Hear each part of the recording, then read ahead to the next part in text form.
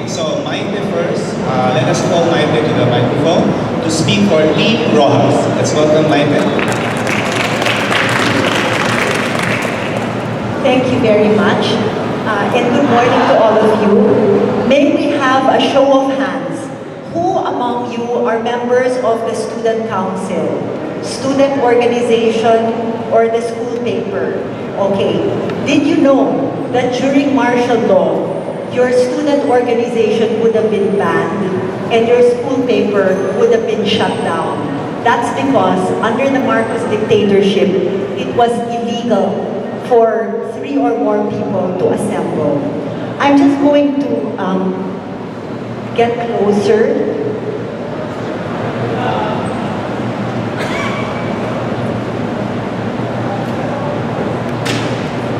So these are,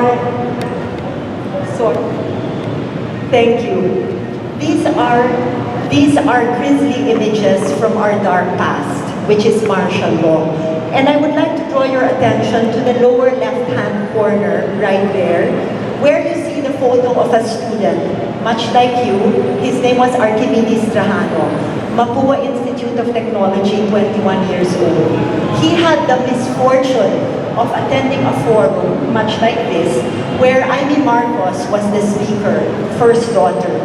He had the nerve to question Amy Marcos, and the result, Trajano was quickly dragged out of the forum, tortured and killed. That is martial law. Was he alone? No. In the next slide, we see that Amnesty International reported 70,000 people incarcerated, 34,000 tortured, and more than 3,000 people killed. Was this the golden age? Let the numbers speak for themselves. Our external debt before Marcos was only $360 million US. When he was ousted, it ballooned to 28 billion. The peso lost its value, and 1 out of 4 people were unemployed. Next slide. So is it any wonder that Forbes of the US classified in their list of the top 10 most corrupt leaders of all time, Marcos ranked number 2. Who made it to number 10? Arab. So now the Philippines bears the dubious distinction of having 2 out of the top 10 most corrupt leaders ever. What does that say about us? In the next slide, you see the graphic representation of the inverse relationship between corruption and economic growth. Look at the numbers. We had the lowest growth rates during Marcos and Arab, and the highest growth rates in the last 6 years. Even more notable, even during the best years of Marcos, the growth was debt-driven, whereas in the last 6 years, our debt came down.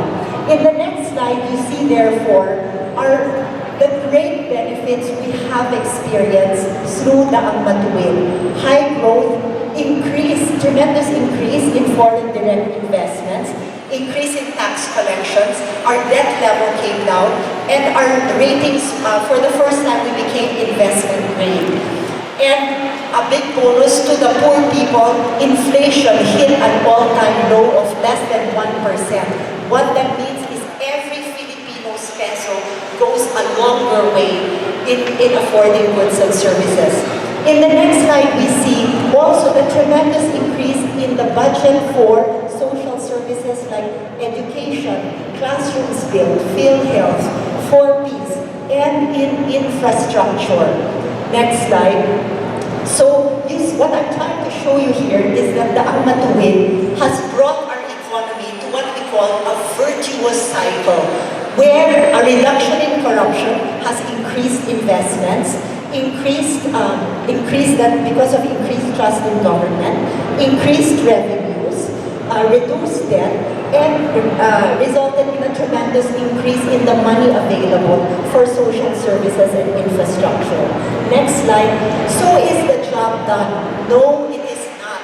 It needs to be continued. And we need 12 years, 18 years for the Philippines to be elevated from an emerging market to a developed market. And what can we do about it? Your vote is a powerful voice. As Jessie Robredo said, dapat matino at mahusay. Choose the candidates with the Lasallian values of faith, as shown by their character and values, service, as shown by their contributions, and communion, as shown by their platform for inclusive growth. Why is character important? And again, let me quote Jesse when he says, character is the most important ingredient of leadership. Proficiencies can be learned, but what is inside you is difficult to change. And Lenny herself at the Women's Day event in Makati said, maraming kandidato, lahat may pangako. Alam natin sa inyo. But ang pagkatao, the character of the candidate, ang siyang magsasabi kung matutupad niya ang kanyang mga pangako. So, what is the character of our candidates? First, Mar and Lenny are the only ones who have shown unswerving and unquestionable loyalty to the country. After Mar graduated from Wharton, he could have become a Wall Street banker, ditched his Philippine citizenship. Instead, no, he heeded the call to public service and came back home. By now, he could have been the Wolf of Wall Street, right? But no, he chose to come home. Also, their lives have shown a willingness to sacrifice. Mar gave way to Pinoy in 2010, and when Lenny was asked, after Jessie's tragic death in 2012, she wanted to lead a private life. But her constituents asked for her to run as congresswoman, and she did. And again last year, she did not want to be Mar's running mate, but Mar pursued her, and they eventually relented. The daughters also relented. Why? Because they prayed about it, and they used Jessie as their savior. They asked live today, what would he advise Lenny to do? And the answer was to serve. Kaya both of them embody servant leadership. Bayan bago ang sarili, kayo muna bago kami, sila muna bago tayo. And their values, what have they shown? They are the tandem that is firmly anti-corruption. Mar, in 23 years of government service, no stain of corruption leveled against him, and many very simple, down-to-earth lifestyle. You see her here. Unfortunately, the picture is not so clear, but she's waiting at the bus stop. She takes, after her sessions in Congress every Friday, she takes the 10 p.m. bus from Manila, arrives in Naga 6 a.m. By 8 a.m. of the same morning, she is with her constituents again. Anti-corruption.